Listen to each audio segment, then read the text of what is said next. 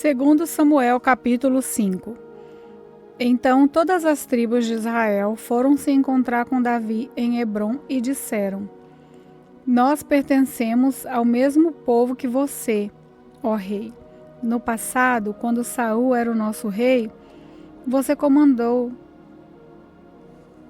o povo de Israel na batalha. E o Senhor Deus lhe disse que você seria comandante e governador do povo dele. Assim, todos os líderes de Israel foram se encontrar com Davi em Hebrom. Davi fez um acordo sagrado com eles e eles o ungiram rei de Israel. Ele tinha 30 anos de idade quando se tornou rei e reinou 40 anos.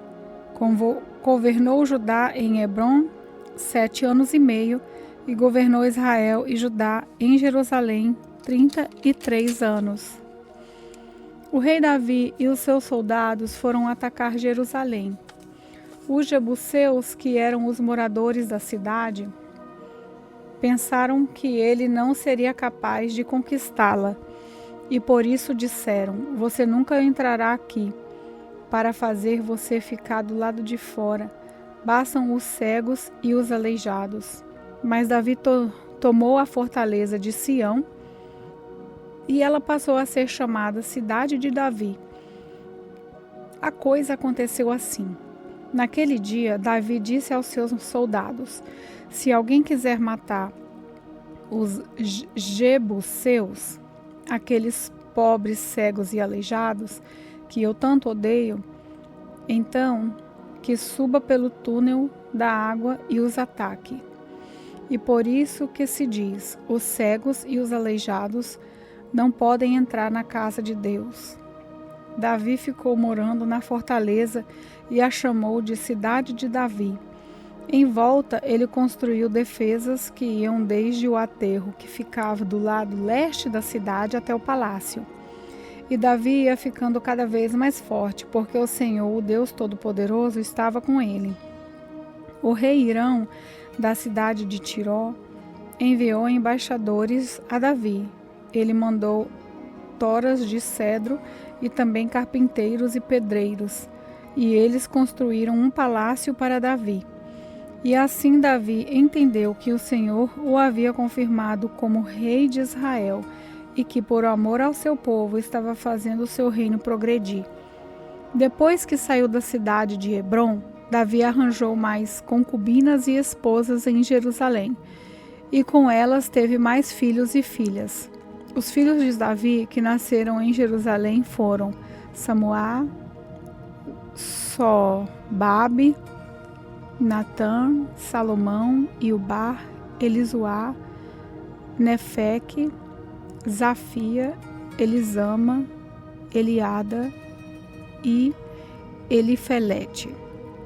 Quando os filisteus souberam que Davi tinha sido ungido como rei de Israel, o seu exército saiu para prendê-lo. Quando soube disso, Davi desceu para a fortaleza. Os filisteus chegaram ao vale dos gigantes e o ocuparam. Aí Davi perguntou a Deus, o Senhor: Devo lutar contra os filisteus? Tu me darás a vitória? Vá, disse o Senhor, eu lhe darei a vitória.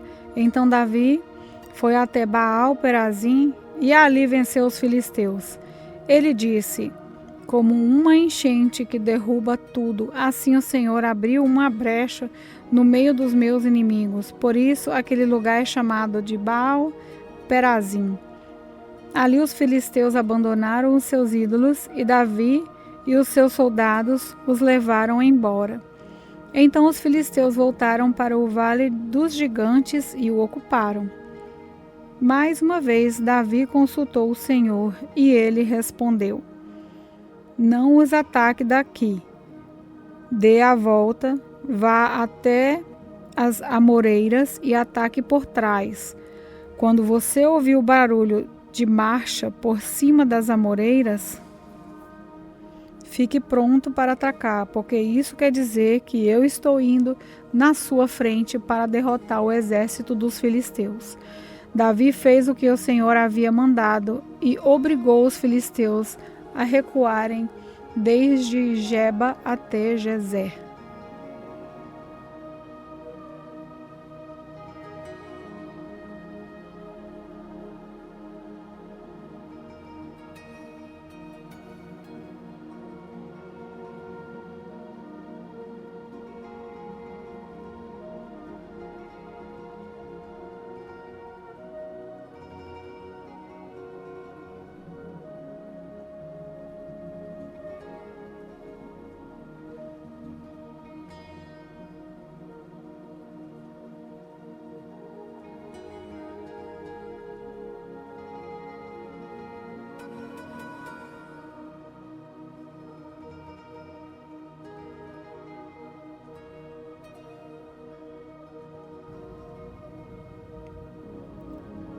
Segundo Samuel, capítulo 6.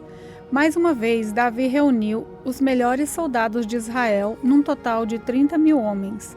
Levou-os à cidade de Baalá, em Judá, para pegarem a Arca da Aliança, que tem o nome do Senhor Todo-Poderoso, que se assenta no seu trono, entre os querubins. Colocaram a arca num carro de bois novo e a tiraram da casa de Abinadad, que ficava no monte. Uzá e Aió, filhos de Abinadad, guiavam o carro que levava a arca. Aió caminhava na frente. Davi e todos os israelitas dançavam e cantavam com todas as suas forças em louvor a Deus, o Senhor. Eles tocavam harpas, liras, tambores, castanholas e pratos. Quando chegaram ao campo de descascar cereais, que pertencia a Nacon, os bois tropeçaram. Então Uzá estendeu a mão e segurou a Arca da Aliança. O Senhor ficou irado com Uzá por sua falta de respeito e o matou. E Uzá morreu ali, ao lado da arca. Davi ficou furioso porque o Senhor, na sua ira, havia castigado Uzá. Assim, até hoje, aquele lugar chamado de Pérez-Uzá. Então, Davi ficou com medo de Deus, o Senhor, e disse: E agora, como é que poderei levar comigo a Arca da Aliança? Assim, Davi resolveu não levar a arca para a sua cidade de Jerusalém. Em vez disso, ele mudou a direção e levou a arca para Obed-Edom, que era a cidade de Gate. A Arca da Aliança ficou ali 3 meses, e o Senhor abençoou Obed-Edom e a sua família. O rei Davi soube que, por causa da arca, o Senhor havia abençoado a família de Obed-Edom e tudo o que ele tinha. Então, tirou a arca da casa de Obed-Edom e, com uma grande festa, a levou para a cidade de Davi. Depois que os homens que carregavam a arca deram 6 passos, Davi ofereceu a Deus em sacrifício um touro e um bezerro gordo. Davi, vestindo um manto sacerdotal de linho, dançou com todo o entusiasmo em louvor a Deus, o Senhor. E assim ele e todos os israelitas levaram a Arca da Aliança para Jerusalém, com gritos de alegria e sons de trombetas. Quando a arca estava entrando na cidade, Mical, filha de Saul, olhou pela janela, viu o rei Davi pulando e dançando em louvor ao Senhor. Então sentiu por ele um profundo desprezo. Levaram a arca e a colocaram no seu lugar, na barraca que Davi tinha preparado para ela. Então ele ofereceu a Deus, o Senhor, sacrifícios que foram completamente queimados e ofertas de paz. Quando acabou de oferecer o sacrifício e as ofertas, Davi abençoou o povo em nome do Senhor Todo-Poderoso. Depois deu a cada homem e a cada mulher de Israel um pão, um pedaço de carne assada e passas. Em seguida, todos foram para casa. Davi voltou para casa a fim de estar com a sua família. E Mical, filha de Saul, saiu para encontrá-lo. Ela disse: Que bela figura fez hoje. O rei de Israel parecia um sem vergonha, mostrando o corpo para os empregados e seus funcionários. Davi respondeu: Eu estava dançando em louvor ao Senhor, que preferiu me esconder em vez de escolher o seu pai e os descendentes dele, e me fez líder de Israel, o seu povo. Pois eu continuarei a dançar em louvor ao Senhor e me humilharei ainda mais diante dele. Você pode pensar que eu não sou nada, mas aquelas moças de quem você falou vão me dar muito valor. E Mical, filha de Saul, nunca teve filhos. Segundo Samuel, capítulo 7. O rei Davi conseguiu controlar completamente o seu reino. E o Senhor Deus o livrou de todos os seus inimigos. Um dia, Davi disse ao profeta Natã: Veja só, aqui estou eu, morando numa casa revestida de madeira de cedro, enquanto a Arca da Aliança está guardada numa barraca. Natã respondeu: Faça tudo o que quiser, porque o Senhor Deus está com você. Mas naquela noite o Senhor disse a Natã: Vá e diga ao meu servo Davi que eu mandei dizer o seguinte: não é você a pessoa que deve construir um templo para eu morar nele. Desde que tirei do Egito o povo de Israel e até hoje eu não tenho morado em nenhum templo. Tenho viajado morando numa barraca. Em todas as minhas viagens com o povo de Israel, nunca perguntei aos líderes que escolhi por que razão eles não construíram para mim um templo revestido de cedro. Portanto, diga ao meu servo Davi que eu, o Senhor Todo-Poderoso, digo o seguinte: eu tirei você do trabalho de cuidar de ovelhas nos campos para que governasse o meu povo de Israel. E estive com você em todos os lugares por onde tem ido, e conforme você tem avançado, eu o defendi de todos os seus inimigos. Eu farei com que você seja famoso, tão famoso quanto os maiores líderes do mundo. Escolhi um lugar para o meu povo de Israel e o fiz morar ali, onde eles viveram em paz, desde que entraram nessa terra. Eles têm sido atacados por povos violentos, mas isso não acontecerá mais. Eu prometo que livrarei você de todos os seus inimigos e que lhe darei descendentes. E quando você morrer e for sepultado ao lado dos seus antepassados, eu colocarei um dos seus filhos como rei e tornarei forte o reino dele. Será ele quem construirá um templo para mim.